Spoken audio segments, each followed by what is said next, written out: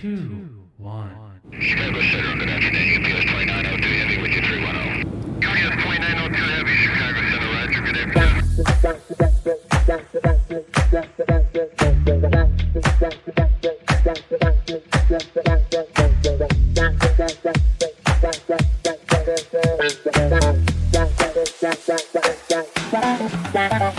Bienvenue dans Capsule, le supplément court de Déco Café. À intervalles réguliers, nous voyagerons avec une icône du design autour de son histoire. Une présentation en bien moins de temps qu'il en a fallu pour créer ces objets intemporels ou pour devenir ces personnalités exceptionnelles et ainsi aller à l'essentiel. Nous parlerons tour à tour de processus créatifs, de talent, voire même parfois de génie, de fonctionnalité, de qualité, de coût et d'esthétisme. En un mot, de design appliqué et émotionnel. Pour cette première saison, j'avais envie de commencer par partager avec vous des objets qui me plaisent, en vous disant tout ce que je sais à leur sujet. Alors insérez la capsule dans la machine et déco long tout de suite.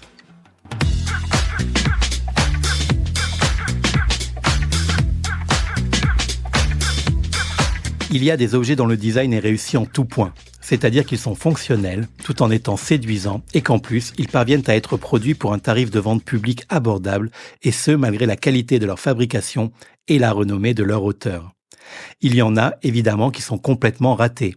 Esthétiquement, ils déplaisent au plus grand nombre. Ils ne fonctionnent pas, ou très mal, ou alors ils sont hors de prix.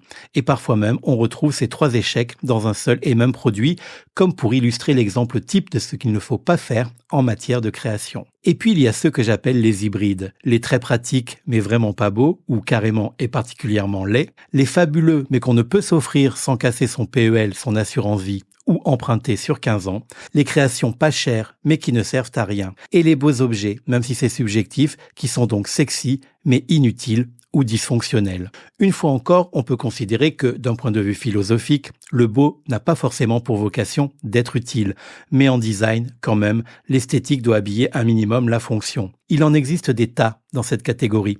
Le monde du design regorge d'éditions qui auraient pu s'en tenir au stade du prototype, voire même du dessin pour certains d'entre eux, sans risquer pour autant de manquer au monde. Mais il y a des exceptions, des objets qui prouvent à chaque fois que l'on s'en sert qu'ils ne fonctionnent pas, et qui pourtant nous ravissent d'un simple regard et que l'on est même heureux de posséder, et qui démontrent qu'il est possible de ne pas fonctionner tout en étant utile, voire nécessaire. À tel point que, comme notre objet du jour, nous en sommes arrivés à l'acheter tout en sachant pertinemment, avant de le faire, qu'il ne fonctionne pas. Peut-être parce que l'on se croit plus malin que les autres consommateurs et que l'on pense que l'on réussira là où le reste de l'humanité a échoué. Possible. Mais c'est perdu d'avance. Au mieux, il fonctionnera un peu ou parfois, mais quelle importance. Que vous finissiez par ne plus vous en servir, ce n'est pas grave, tant que vous prenez toujours autant de plaisir à la voir et à le regarder.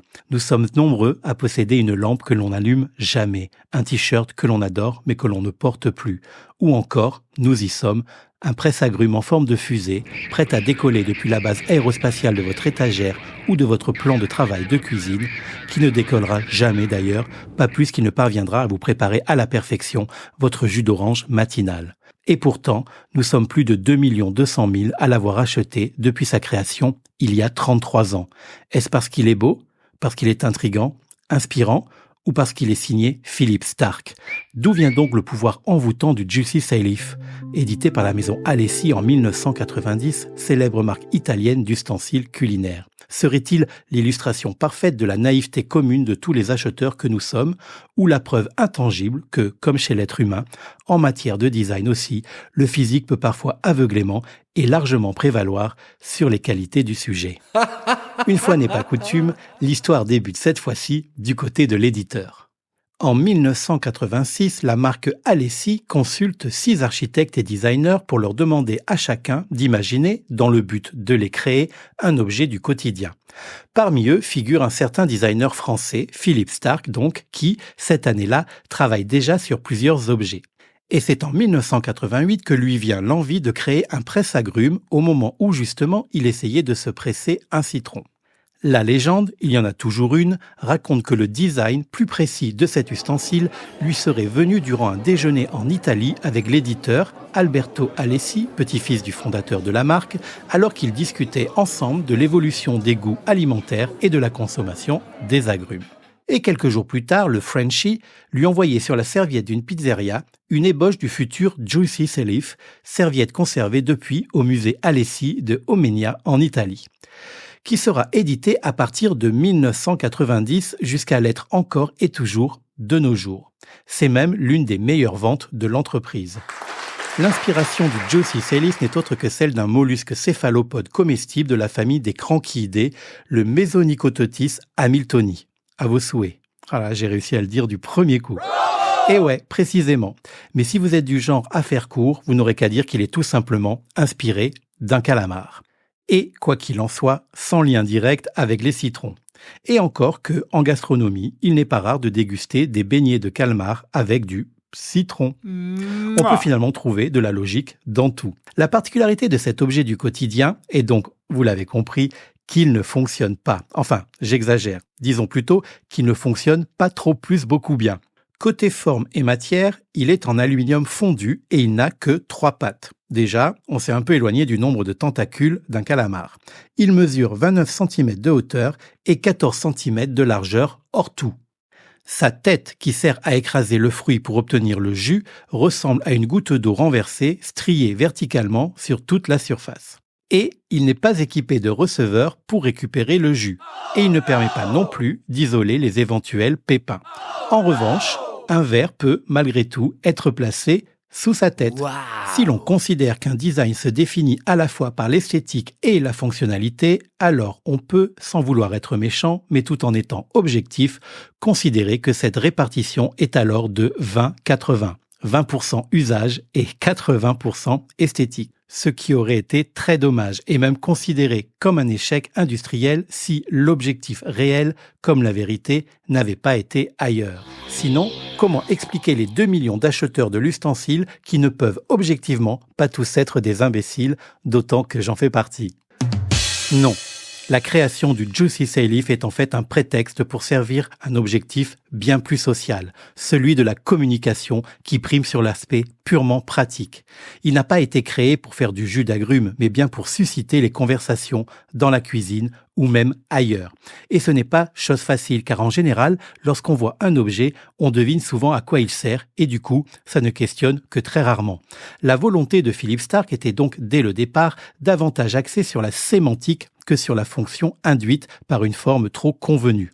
Et de ce point de vue, force est de constater que, dès le début, et même plus de 30 ans plus tard, le challenge est réussi. On aura beau avoir créé des accessoires tendant à le rendre plus efficace, comme un plutôt ingénieux récupérateur de pépins à positionner sur les genoux pliés de ses tentacules, rien n'y fera. Le Juicy Salif doit rester que partiellement efficace pour continuer à séduire. D'ailleurs, quels que soient les accessoires additionnels qui ont été inventés pour le rendre plus performant, ils ne l'ont jamais été, ni par le designer, ni par l'éditeur, à ma connaissance. Preuve une fois encore que l'objectif était conscient dès le départ, entretenu et toujours assumé de nos jours. Et si cette particularité fut un temps moquée à sa sortie, elle ne l'est plus du tout aujourd'hui, bien au contraire. Quasiment tout le monde le sait, on s'en amuse et si on l'achète, c'est le plus souvent en connaissance de cause. Parce que le Juicy Salif est un objet de design, un objet de collection, un objet culte. À l'origine pensé pour la cuisine, sa forme profilée et ses airs de fusée de films de science-fiction des années 50, façon Guerre des mondes, l'ont rapidement fait passer du statut d'objet ménager à celui d'icône du design contemporain. Une icône présentée en permanence dans des endroits aussi prestigieux que le Museum of Modern Art de New York, le Centre Pompidou, le Musée des Arts Décoratifs de Paris, au Victoria and Albert Museum, au Metropolitan Museum of Art, au Museum of Applied Arts and Sciences, au Vitra Design Museum ou encore au Rhode Island School of Design Museum, pour ne citer que. Un objet tellement emblématique et indissociable de ses créateurs qu'il est complètement impossible d'en parler sans évoquer à la fois Starck et Alessi. À l'occasion du jubilé de la marque en 2000 et pour les 10 ans du Juicy Salif, Philippe Starck le recouvre d'une fine couche d'or pour une série limitée et numérotée à 9999 exemplaires à travers le monde entier. Comme un pied de nez encore plus appuyé sur la non-utilisabilité de l'outil, une mention très claire figurant même sur la création spéciale. Le Juicy Silife Gold est un objet de collection. Ne l'utilisez pas comme presse-citron. Le contact avec l'acide pourrait endommager la couche dorée. Un comble complètement génial du concept de design démocratique propre aux designers. Et on recommencera même pour les 25 ans de l'objet en 2005, période où il sera édité en 2 nouvelles versions temporaires, une en aluminium moulé sous pression avec un revêtement en céramique blanc mat et une édition hyper limitée à 299 pièces seulement, en bronze moulé également sous pression.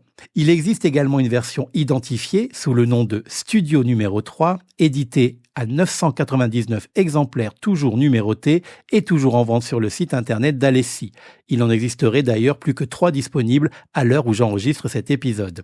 Il est cette fois en fonte de bronze avec la particularité supplémentaire de présenter des stries non plus verticales de haut en bas sur la tête de l'objet, mais en forme de spirale autour du broyeur. Il célèbre les 100 ans de la marque Alessi en 2021.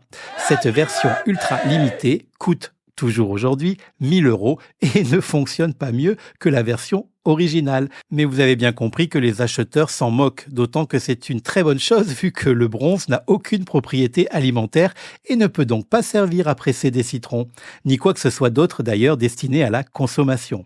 Quand je vous dis que c'est génial, pour 1000 €, vous pouvez également vous offrir une version XXL en polypropylène, soit en coloris blanc, soit en coloris top, éditée elle aussi depuis 2021, mais pas en édition limitée.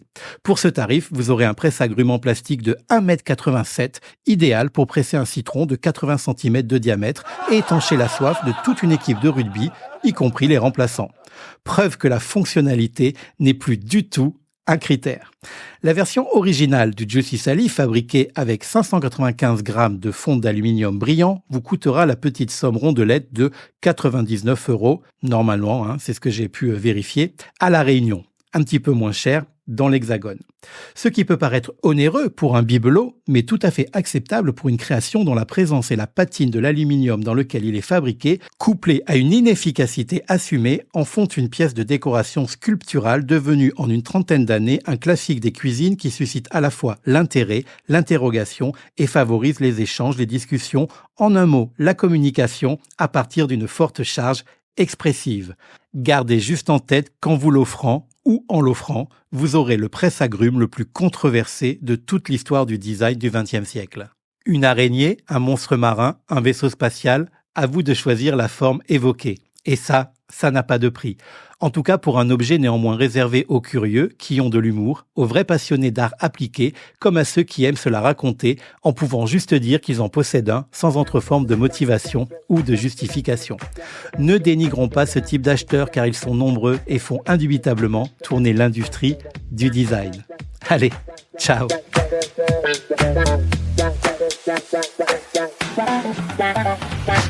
Voilà, je retire cette capsule de Déco Café de la machine pour aujourd'hui et je la remplacerai très prochainement. Si vous avez aimé l'arôme de cette émission, n'hésitez pas à vous y abonner et à la recycler à l'infini en la partageant autour de vous. Je vous invite également à la noter et à la commenter sur votre plateforme d'écoute préférée. Ça m'aide beaucoup tout en me faisant très plaisir.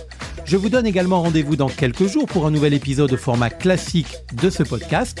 En attendant, vous pouvez consulter les notes de l'émission pour compléter son contenu et visiter les comptes Instagram DCB Interiors Design et surtout Déco Café Podcast pour retrouver les posts qui illustrent cette capsule.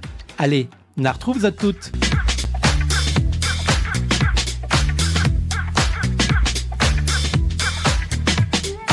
Je n'ai pas voulu en parler en début de podcast parce que je craignais que ça entrave votre attention pendant l'écoute, mais maintenant que l'épisode est terminé, je peux le dire, ça fait aussi un peu penser à un sextoy intersidéral, non ?